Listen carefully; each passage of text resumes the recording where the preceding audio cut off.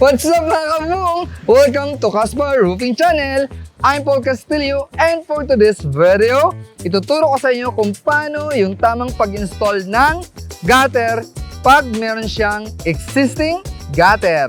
Pero kung bago ka lang sa channel na to, please don't forget to subscribe because it's time to resolve! Ayun!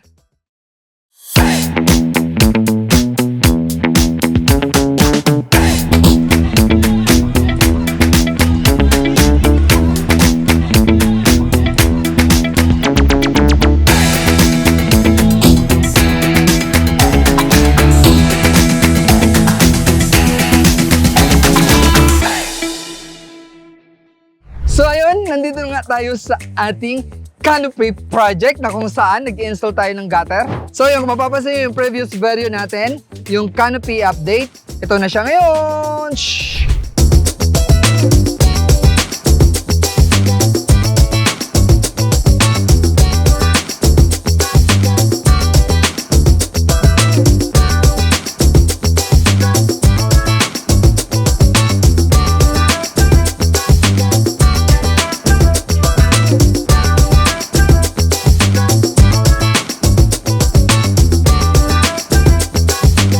Kanya kalawak na yung nagawa ng ating project. Mahaba to, 113 meters. Pero dahil nga ang daming nagtatanong sa inyo sa mga comment section kung paano yung pag-install ng gutter, kaya tama po yung nasa title na mababasa nyo, how to install gutter pag merong existing gutter or ang tawag dyan natin ay reguttering or gutter replacement. So yun!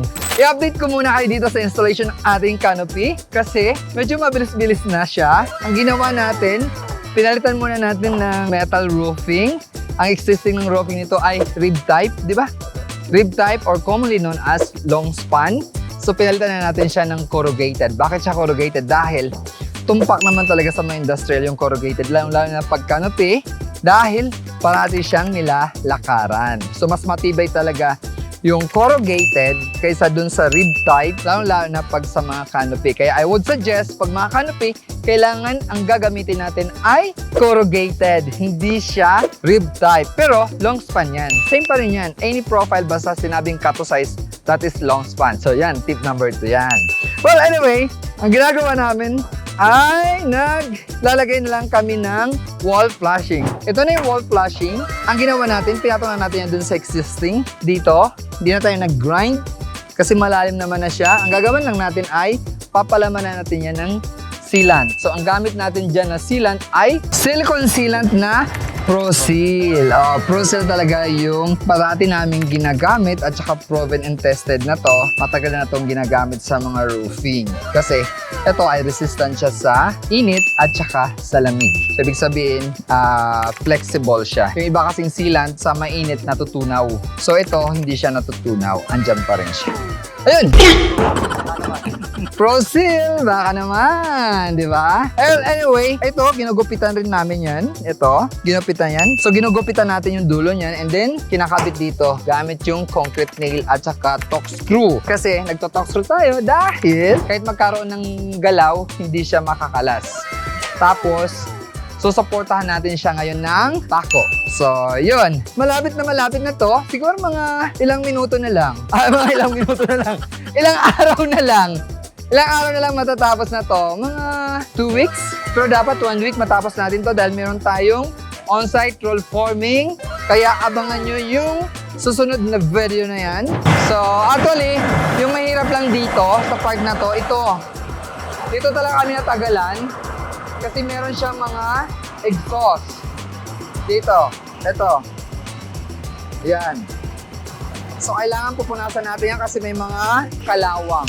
Ito yung sinasabi ko na kailangan meron tayo ditong flashing. Aside from here, mapapansin nyo, meron siya mga marka ng tubig. Dapat meron tayong flashing dyan hanggang dito. So, yun, pupunta na tayo dun sa pinaka-exciting part. Yung pag-i-install ng gutter. Ang kulang na lang dito ay Poltex, no? Magpa-Poltex na lang tayo. Tapos ito pala, no? Wala pang tubo rito pababa. Wala pa. So alam, may tubo na yan papunta doon. Huwag hanggang dyan lang kasi pag dyan lang yung tubo, yung kalawang yan, babakat yan dyan. Kaya dapat yung tubo yan diretso hanggang doon. So yun, actually ginagawa namin ngayon, nagpapalit tayo ng bubong. Siguro mga ano na lang to, mga 50 pa. 50 ang panel. So tingnan yung ginagawa namin, pakakalas ng lumang roofing, ay lalagyan natin siya ngayon ng pintura. Ito, pinipintura natin. Davis Epoxy Primer White. Sana naman, Davis. Subukan naman natin mag-Davis ngayon kasi yung una si Boysen eh, di ba? So sana naman Davis, oh. Ganda. So yung pipinturahan natin ngayon. Ay, hindi pala yung mukha. Ito pala pipinturahan natin.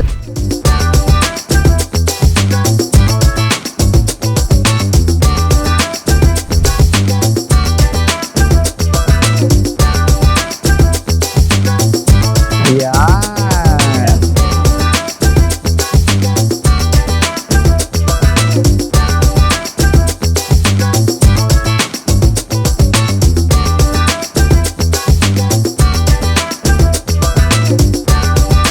So yun yung nakita nyo nga kanina, nagpapalit tayo ng bubong kasi ito ay roof replacement, diba? Ibig sabihin ng roof replacement ay nagkalas ng old roofing tapos pinalitan natin siya ng bago. Yung re-roofing kasi ay totally roofing renovation, kakalasin natin yung mga framing, babaguhin natin. So for now, ang project natin dito ay roof replacement. So syempre, pag nagkalas tayo ng bubong, di ba naiiwanan yung taas niya? Kailangan yun ay pinturahan natin gamit ang Davis Epoxy Primers kasi mahirap na babalikan natin yun pag na-install na yung bubong, di ba? Ang purpose kasi nun, additional protection para tumagal yung ating C-Parlins. C-Parlins yun. So yun, pagkalas, lilinisan natin, tapos pipinturahan natin yung epoxy primer, Davis, and then ipapalo na natin yung ating bagong roofing, and then tetex screw natin. Yung pag-tetex screw ay yung proper na pag-tetex screw, dapat hindi siya baon na baon. And then, susukatan natin yan, kailangan naka-align siya. For now, hindi tayo gumamit ng tansi kasi hindi naman buo yan na install natin ng bubuong. Kaya ang ginamit natin dito ay yung extra bar natin para ma-align lang yan doon. Para pa nag-text throw tayo, make sure wala tayong miss-hole. Kasi nagkakaroon ng miss-hole minsan, nate-text throw natin yan na hindi nakasakto sa parlina, di ba? So, ang purpose nun, para ma-align din yung text throw at talagang sigurado ang text throw natin ay papasok sa C-Parlins. Ganun lang naman kasimple magpalit ng bubong. Pero aabangan nyo sa aming next video kasi ipapakita ko sa inyo yung pinaka-proper ng pagdudugtong ng gutter. Kasi nga, ang bilis nila mag-install ng gutter, di ba? Pero syempre, yun lang naman yung mga tips sa pagpapalit ng gutter. Kailangan kalasin natin yung unang text screw at saka pangalawang text screw sa Parlins para pag inangat natin yung ating yero ay hindi siya mababali. And then, idudugtong na natin yung gutter tulad nito.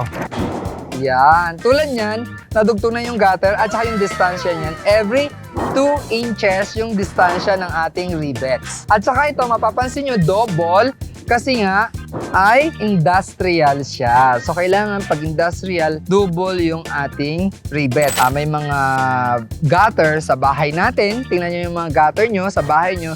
Isang linya lang yan ng rivets para hindi siya pangit tingnan. So, yung distansya nito, every 2 inches.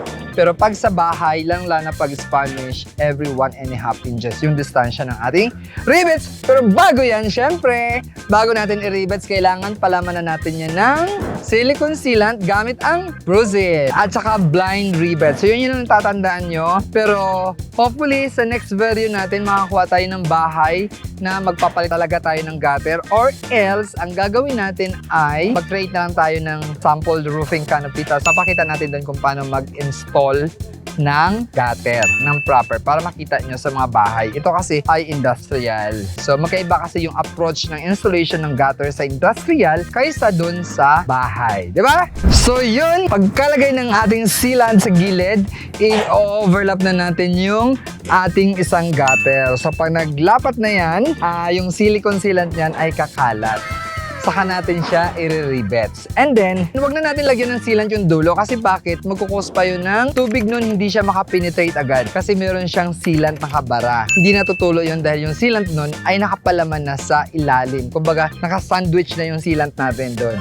So, meron siyang sealant, di ba? Basta huwag niyo lang kalimutan, pag nag-rivets tayo, ang distansya niya lang ay 2 inches. And then, double yan dahil industrial, mas malaki yung volume na sasaluin ng ating gutter. So, yung pinaka-importante sa lahat. At ito, so yun. Actually, ito, ginagawa lang to. Mano-mano. So, manual, ibebend lang natin yan para maging stiffener. Ang purpose kasi nito, para yung gutter ay hindi bumuka. So, yun yung purpose ng stiffener. At saka hindi lang yun. Siya rin yung mag-a-align ng ating gutter. So, kaya dapat naka-align yung ating gutter gamit yung stiffener. So, doble ang purpose niya. So, supportahan niya yung ating gutter na wag bumuka. And then, ma-align niya yung ating gutter. So, tara!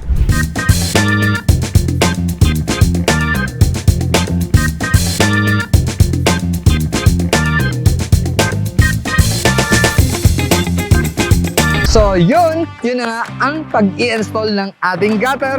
Recap lang natin. Una, syempre, kung merong existing roofing, tatanggalin natin yung text screw sa unang parlina at saka sa pangalawang parlina. Ang purpose lang para hindi tayo mabalian. Pangalawa, syempre, pag nag-overlap tayo ng ating gutter, kailangan meron siyang 4 inches overlapping yan.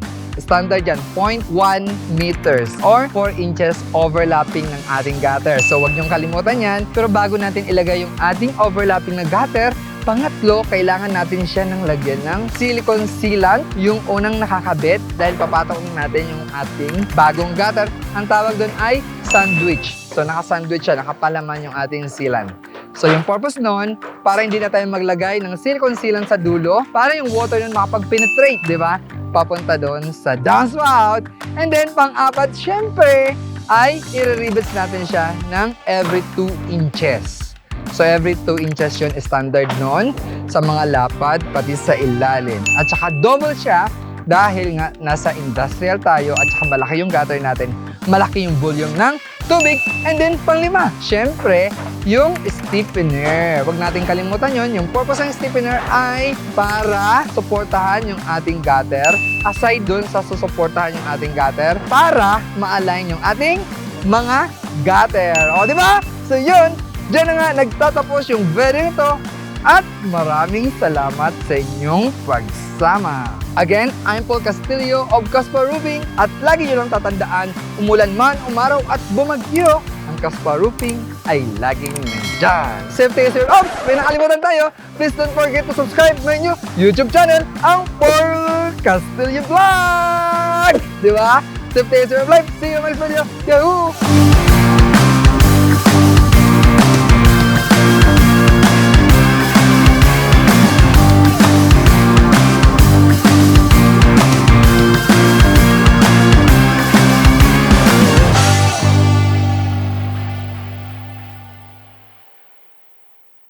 Shoutout sa Apollo family, Ramos Marinos Cavite.